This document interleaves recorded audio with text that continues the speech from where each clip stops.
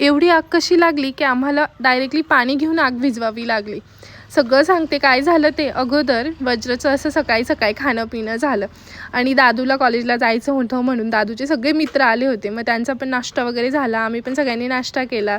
मग आम्हाला काय इकडे आले की लगेच काम लावतात म्हणून अगोदर नर्सरीत गेलो। वज्रनी असं थोडंसं जाळ्यांसोबत खेळलं, उठ बस चालू होती। मग मी थोडीशी मदत केली कारण आम्ही आलो का काय तेव्हाच मुलं कामाला म्हणजे घरी गेलेले असतात कामावरची मुलं।